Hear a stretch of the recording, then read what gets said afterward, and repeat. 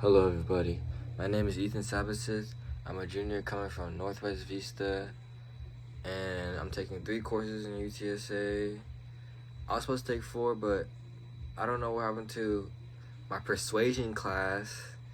I think I may be taking that later in the semester, but I'm gonna have to look at it again, but that's off topic. My major is in mass communication, and I do not have a minor currently, but I'm thinking of a minor. I haven't thought of what to take.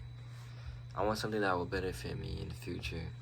And my plans after graduation is to get a job in human resources, because I feel like this major could help me get a job with human resources, with the skills and talking, because my father is a human resources recruiter, and he says that communication is key, because when he's interviewing people, he's like, he can tell the level of education of people, and he's like, dang, this is why, son, the communication is key.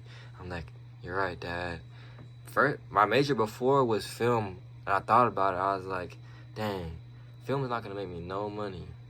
Well, it will make you money, but if you go out your way freelancing and then get into like big industries, but like that's a process, and I want money, not fast, but I want money. I want some money, and human resources seems like a great job for me because I like to help people. A short story of mine where I felt like a hero is when I was at Northwest Vista my sophomore year. I had to take a math test. It was a group math test, and each student had to do a portion of the test. It was 4 each table. We each had to do a portion, like it was like 5 questions each, something like that. Or like one of them had like 3. It was a graphing is pretty hard, but I didn't have that portion, thank God. But I still had to help anyways because none of my classmates had their notes. And then when I provided my notes, that's when I felt like a hero. That's when I felt like I stepped up. I had to step up and like help. And that's when I found out that I liked helping people, because it made me feel good about myself. It made me feel like, oh yeah, I can do this. Because I didn't have that much confidence in the test either until he said open notes. So I was like, thank God. Because if it wasn't open notes, I don't think I would have. I mean, I maybe would have got like a 60, but I don't know. I'm happy it was open notes. And a challenge I faced was that my classmates did not know how to do the math. So I basically had to teach them, and it was hard to teach them because like I'm really teaching them mid-test how to do math in the class they're taking with me, that we both took together. So I was just like, that's a challenge. And then how did I respond? I responded by I looked at their problems, I looked at my notes, and I would match it up with my notes and be like, okay, this is how you do it, this is how you do it. That's how I responded with the conflicts. That's how I took action. And the outcome of all of this was that we passed. We passed with a passing grade. And if I wasn't there that day to take that test, I'm pretty sure everyone would have failed, because no one took their notes and no one had to do it. No one knew how to do it. So, and it would have gave me a bad grade because I'm not there. What did I learn? I learned that helping people can go a long way, because if I didn't help them and I let them do it themselves, I would have failed too. I would have failed, and I would have been like, damn. But that's what I learned, and that was my hero story. Some goals I'm willing to learn in this course is to improve my public speaking, because I get shaky and I get nervous when I have to go in front of a crowd.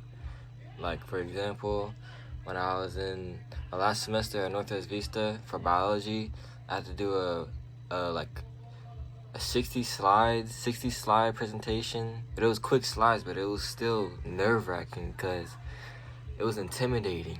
They said you had to do like 7 minutes, 6 minutes up there.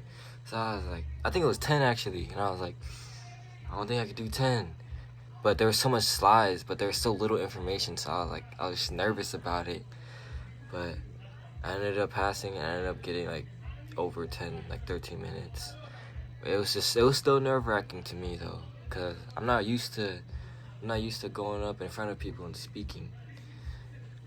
And that also helps with improving my confidence, cause if I'm nervous, I have low confidence. But hopefully this class improves my confidence, and I'm also willing to improve my professional writing, because professional writing is essential in the workplaces, workforce, anywhere, especially in the route I'm trying to go to, human resources. You need that. If you can't speak professionally, if you can't professionally write, then how are you gonna write an email? How are you gonna write an email to one of your people you're trying to hire or something? And then nonverbal skills. I'm not sure what that is, but hopefully this class will teach me what this is.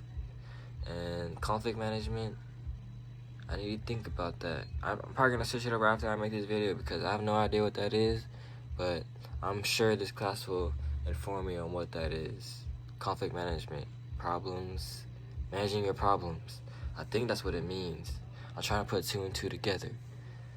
Nonverbal skills, I think that's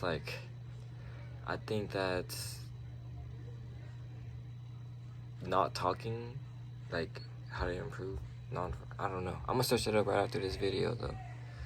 I'm willing to learn a lot of things in this class, and I'm happy to be in this course. Bye.